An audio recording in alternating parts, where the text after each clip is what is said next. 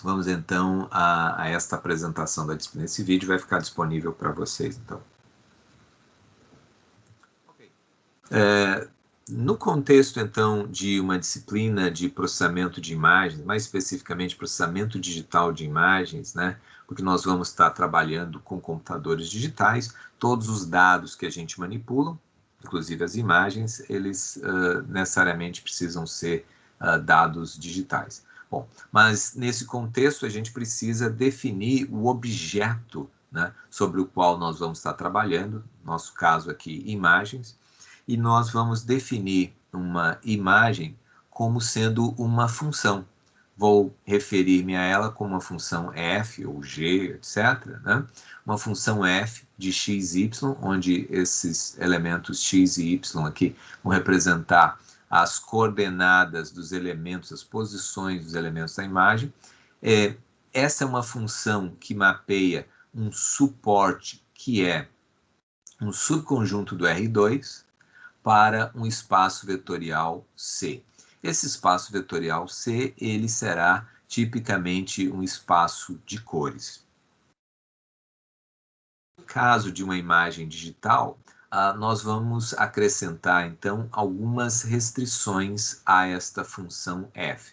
Primeiro, nós vamos dizer que esta imagem digital, essa função, é uma função discreta nos valores de U, ou seja, nos valores do meu domínio. Então, ao invés de ter valores associados à função para quaisquer posições x e y, nós vamos ter, digamos, um grid regular de elementos, né?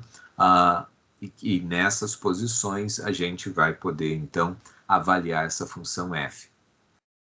Bom, ela também será quantizada, ou seja, os valores associados a cada uma dessas posições assumem também um subconjunto discreto ali de valores do nosso espaço vetorial C, ou do nosso espaço de cores C. Então, não são todos os valores possíveis, mas alguns valores apenas podem ser utilizados e associados a determinadas posições, né, que caracterizam essa imagem discreta. Esses conceitos aí vão ficar muito claros em breve, né, em próximas aulas, quando a gente começar a trabalhar, então, no domínio espacial, falando de elementos essenciais aqui, que a gente vai estar chamando de pixel, né? Do inglês, uma contração de picture element. Então, pixel é como nós vamos nos referir a cada elemento de uma imagem digital. Então, quando eu me referi a f de xy numa imagem digital, na verdade, estou caracterizando o pixel com coordenadas x e y da imagem digital f, tá? E ele tem associado a si uma cor, tá?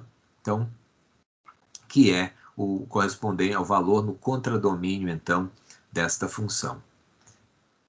Existem, então, diferentes tipos de imagens. A gente pode estar trabalhando com imagens binárias, ou seja, elas só aceitam dois valores, 0, 1, 0, 2, 5, 5, quer dizer, 0 representando nenhuma informação e algum valor máximo que vai depender do número de bits que eu estiver utilizando, então, para essa imagem, ou simplesmente 0 e 1, tá?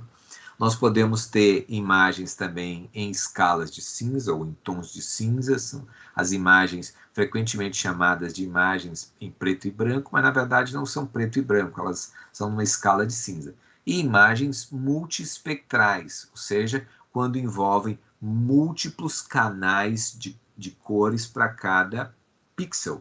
Então, quando eu falar, por exemplo, numa imagem RGB, uma imagem colorida RGB, eu estou falando de uma imagem multiespectral, porque nós temos múltiplos canais associados a cada pixel.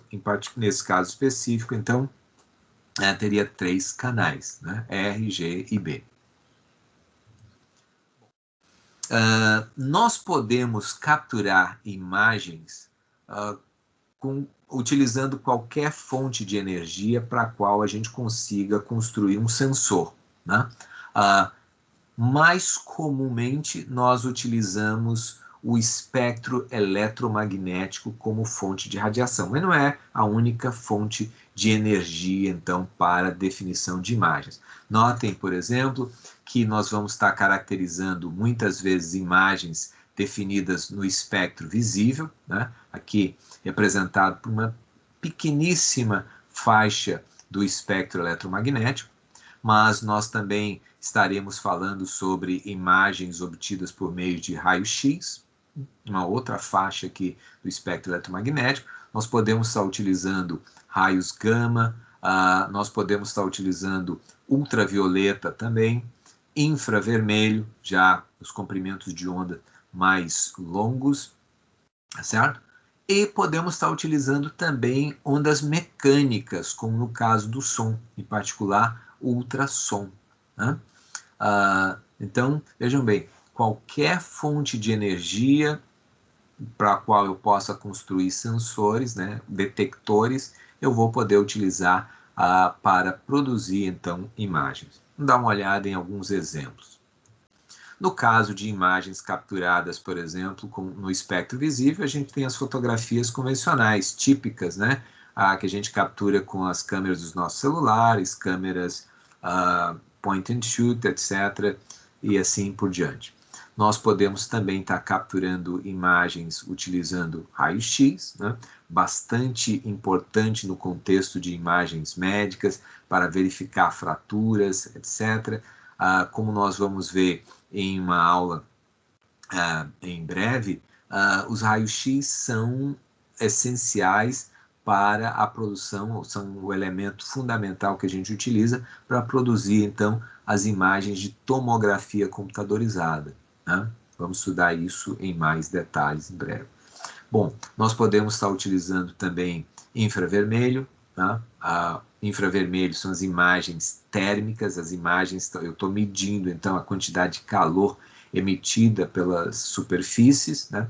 E essas imagens são extremamente importantes para diversas aplicações industriais. Aqui tem outro exemplo de imagens térmicas, imagens obtidas por meio de infravermelho. A gente pode então perceber quais são os elementos que estão esquentando mais, portanto dissipando ali mais calor, né?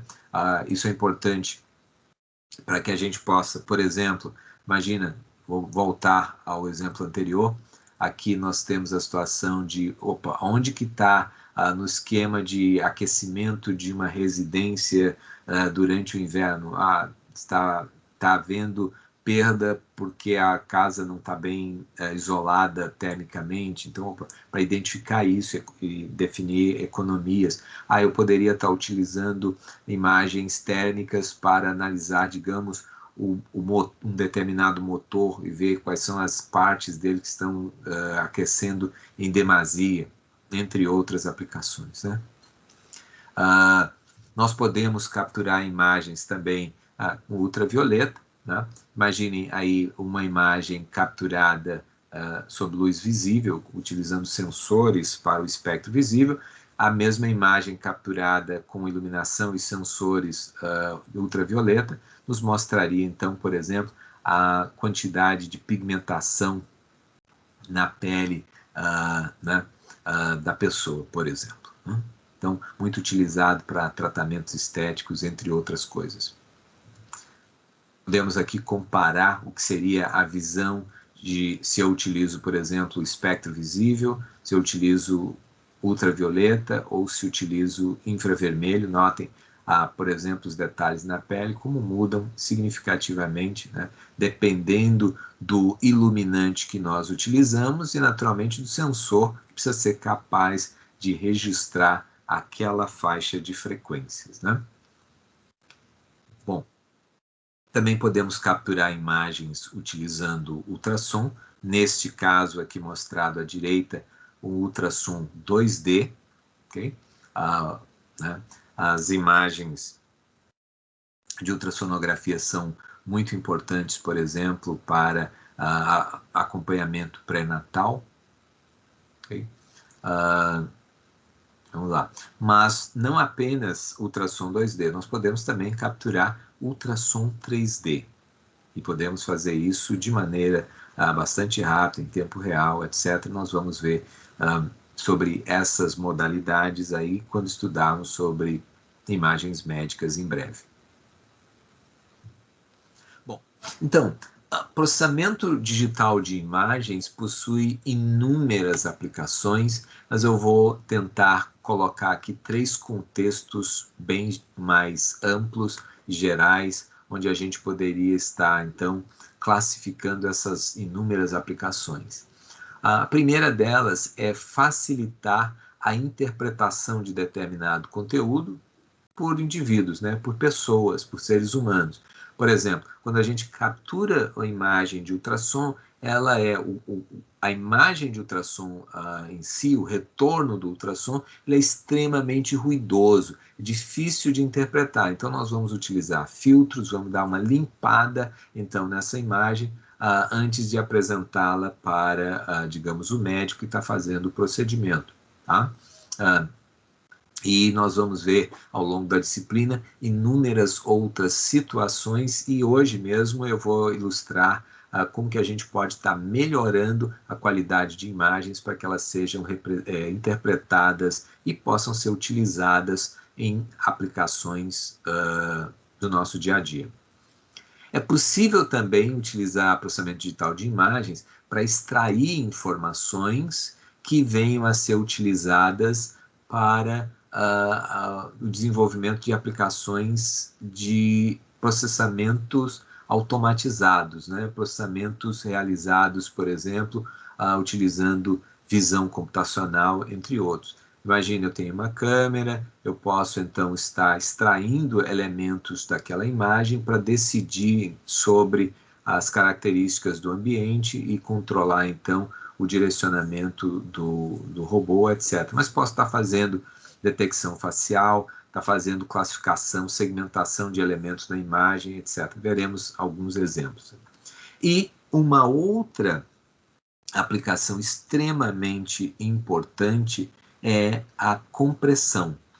Isso reduz os custos de armazenamento e transmissão de dados. Por exemplo, sempre que a gente tira uma fotografia lá com o nosso celular ou com uma câmera digital, essa tende a ser armazenada, exceto se instruído de forma contrária, já como uma imagem comprimida, um JPEG, de tal modo a ocupar menos espaço no nosso cartão de memória e, portanto, permitir que eu consiga armazenar mais fotos ou mais vídeos, no caso, utilizando o MPEG, por exemplo, né? E no caso também de transmissão, isso é extremamente importante. Note que se as imagens forem representadas com uma quantidade menor de bits, o tempo que eu vou utilizar do meio de transmissão para enviar essa informação de uma ponta à outra vai ser menor. Naturalmente, aquele meio de transmissão poderá ser compartilhado entre mais usuários, poderá ser utilizado para diversas finalidades, né? Então, aqui alguns exemplos de aplicações de processamento de imagens. Filtragem de imagens e vídeos, a compressão de imagens e vídeos, conforme eu já falei. Nós vamos mencionar ao longo da disciplina a segmentação e classificação de objetos presentes em imagens, identificação e realização de medidas em imagens. Nós vamos fazer restauração de imagens, ou seja, melhorar as condições de uma imagem degradada. Nós vamos poder realçar detalhes em imagens, podemos fazer composição de imagens, reduzir a quantidade de ruído presente, etc, etc, etc. Existe, então, uma infinidade de aplicações. Vamos dar uma olhada, então, em algumas dessas. O processo de filtragem podemos dizer, a operação mais importante em processamento de imagens, tá?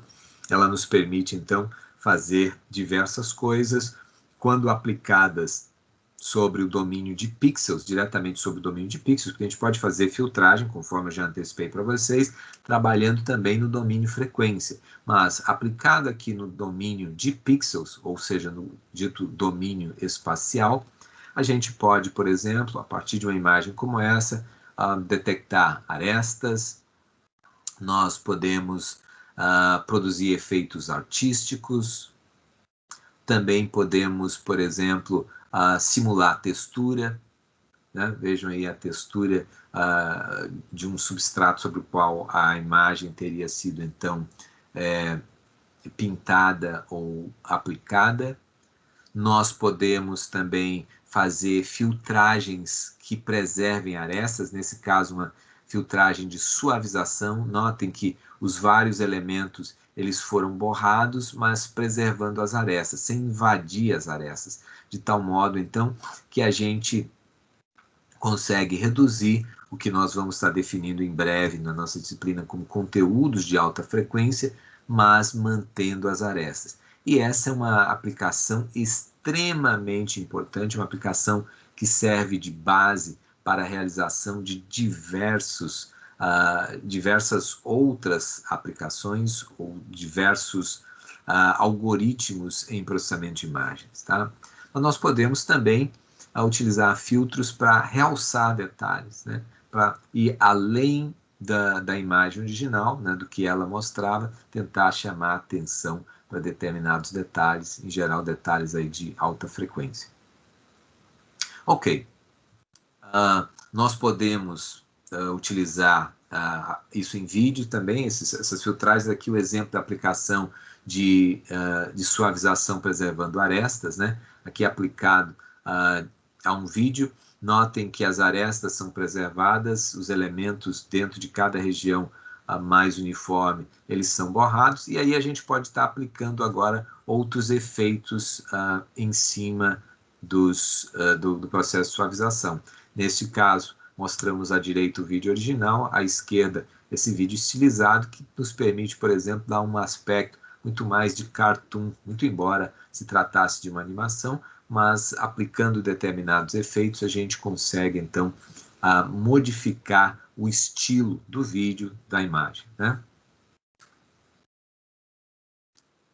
Compressão de imagens, aqui eu mostro o exemplo de uma imagem armazenada com, digamos, 616 kilobytes, uma versão comprimida da imagem utilizando 90 kilobytes. Naturalmente que é possível comprimir de forma muito mais agressiva do que essa e ainda reconhecer todos os detalhes da imagem adequadamente, né?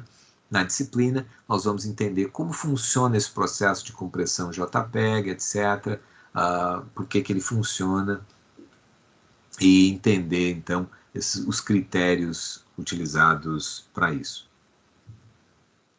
Nós podemos estar utilizando, então, processamento de imagens para visão de máquina, onde a gente vai poder, por exemplo, numa linha de produção, classificar os objetos diferentes, poder contar quantos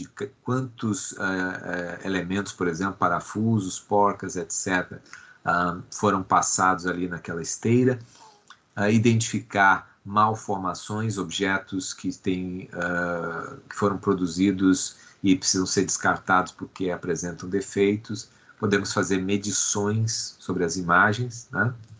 Um outro exemplo de aplicação aqui, novamente industrial, fazer a identificação de frutos. Opa, quantas maçãs estão passando, vou contando aí e posso eventualmente até fazer estimativas do volume de cada uma delas, etc., né?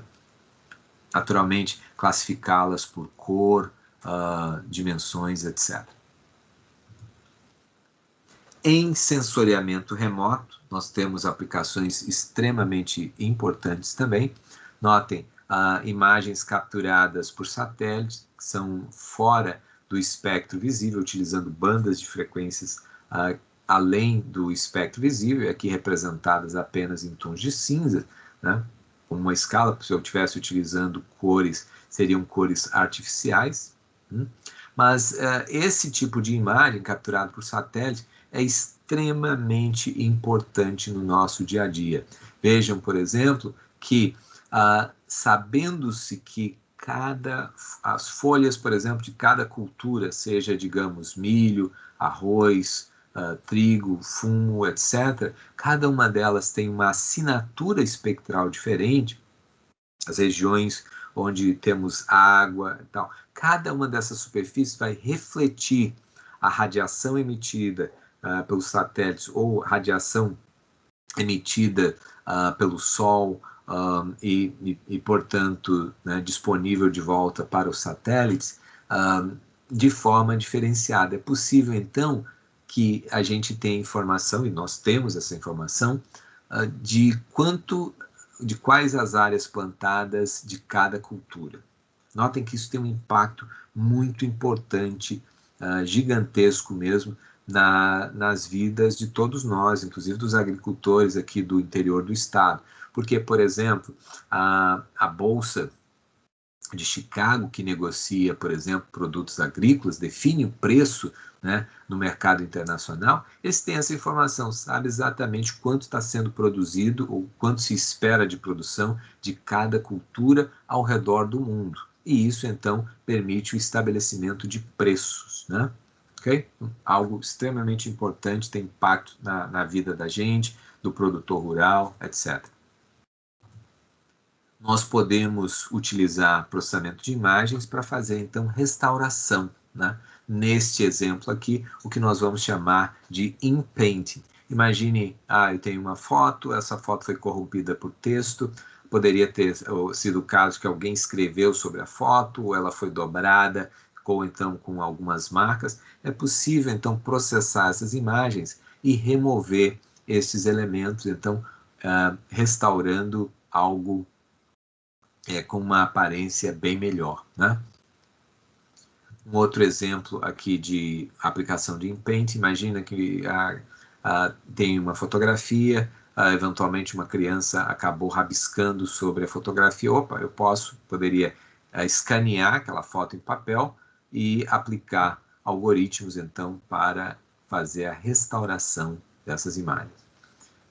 Mas também posso fazer restauração de imagens que foram, digamos assim, degradadas por outros processos. Imagina, alguém foi tirar uma fotografia, no momento de tirar a foto, tremeu, a câmera tremeu, a imagem ficou naturalmente prejudicada. Nós podemos utilizar algoritmos, né, de deconvolução, algoritmos de restauração, utilizando operações de deconvolução, ou seja, o contrário, o inverso da operação de convolução sobre a qual já falamos, para obter um resultado como esse, né? Que é bem melhor, então, do que o que tínhamos anteriormente.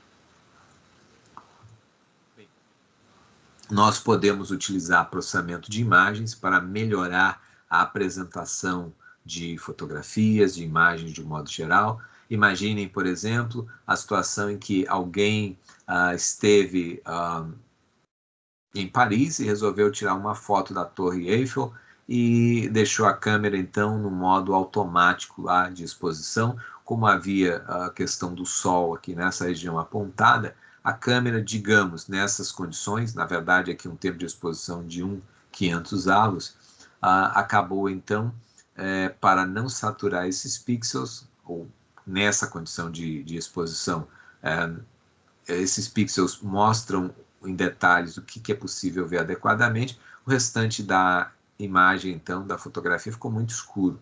Aumentando-se o tempo de exposição aqui 4 vezes, né? Nota, essa região já passou a ficar saturada.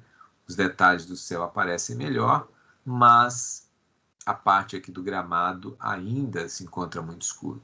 A partir do momento em que se aumenta ainda mais o tempo de exposição, nota, essa região se torna bem mais visível, bem mais interessante, mas observem que boa parte do céu já se encontra completamente saturado. Nós podemos combinar a informação destas várias imagens para produzir o que nós vamos chamar, então, de imagens com uma alta faixa dinâmica, ou High Dynamic Range, e a partir daí, por exemplo, aplicar algoritmos de tone mapping para produzir um resultado que nos permite observar adequadamente os detalhes em todas as regiões. Algo que, por exemplo, seria difícil de obter e eventualmente impossível de obter com uma única fotografia tirada por uma câmera convencional. Tá? Nós também podemos fazer composição de imagens. Imagine, eu tenho uma imagem mostrada aqui à esquerda, e eu gostaria, quem sabe, de substituir o fundo sobre o qual esses dois personagens aparecem. E o resultado dessa composição está sendo mostrado aqui à direita, né? Notem que existem detalhes muito sutis aqui a nível de subpixel. No mesmo pixel eu posso ter aqui combinado informação tanto do cabelo com essa cor um pouco diferente e o fundo verde. E se eu não extrair esse elemento adequadamente, quando eu colocar sobre o novo fundo, nesse caso aqui essa região sobre o fundo branco, o verde ficaria aparente. É preciso, então, tratar isso de maneira extremamente cuidadosa para que a gente possa extrair estes elementos sem a contaminação da cor do fundo. Tá? E para isso, então, nós vamos considerar um problema chamado alpha matching, onde uma imagem ela é definida como a combinação linear entre um elemento de primeiro plano, ou foreground, aqui, portanto, F, e um elemento de fundo, ou background. E, além disso, de uma máscara, que eu estou chamando aqui de alfa, né, por pixel. Essa máscara, ela representa, então, o grau de opacidade da informação de primeiro plano, do foreground, quando combinada com a informação de background.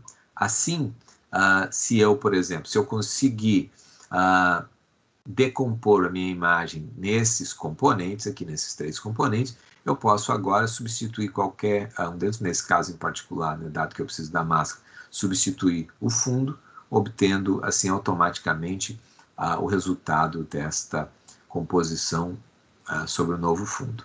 Né? Naturalmente, eu poderia estar aplicando no fundo antigo novos elementos, mas para isso eu precisaria do foreground e da máscara associada. Bom, nós podemos fazer redução de ruído, né? Uma aplicação chamada denoise, de tal modo a produzir resultados mais suaves.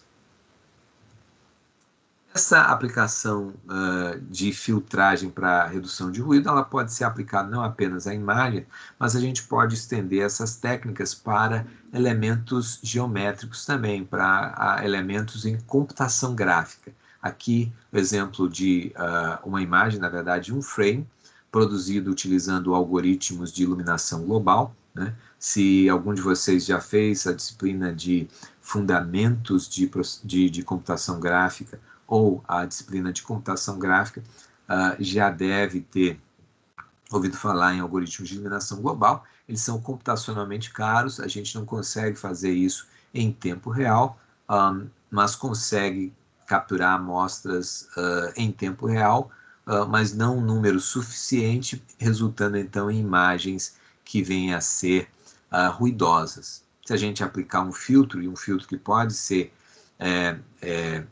realizado em tempo real, nós podemos obter resultados de muito melhor qualidade para as nossas aplicações, por exemplo, os nossos jogos. Vamos ver como é que ficaria isso na prática. Então, aqui o vídeo sendo gerado em tempo real, né? O ruído lá, mas com a aplicação desse processo de denoising, a gente consegue então obter em tempo real uma filtragem produzindo resultados então de muito boa qualidade. Bem, nós podemos estar utilizando processamento de imagens também para detectar elementos, né? Indivíduos, pessoas, carros, ou trens, caminhões, etc. Nós podemos treinar redes convolucionais para fazer esse tipo de detecção e fazê-lo em tempo real. Tá? Então, nós vamos também falar um pouco sobre Machine Learning, Deep Learning. Nessa disciplina vamos ter uma breve introdução ao tema. Bem, então, neste curso nós vamos tratar de uma série de coisas. Naturalmente, há um universo que vai ter também que ficar de fora. São muitos temas, a gente vai tratar das questões fundamentais, dos elementos fundamentais para que vocês tenham um entendimento claro e sólido, profundo do que é e das técnicas de processamento de imagens. Mas, naturalmente, a gente não vai conseguir cobrir todas as técnicas existentes, né? Ok? Mas, então, neste curso trataremos do entendimento dos processos de aquisição de imagens e como elas são representadas, falaremos sobre modalidades de imagens e câmeras, nós estudaremos operações sobre imagens e transformações aplicadas sobre elas, nós vamos aprender a fazer, então, o enhancement de imagens, melhorar, então, a qualidade, destacar elementos de imagens. Vamos aprender a fazer filtragem, tanto no domínio espacial quanto no domínio frequência. Vamos estudar restauração de imagens, segmentação e compressão, tá bom? Então, isto conclui aqui esta apresentação do conteúdo da nossa disciplina.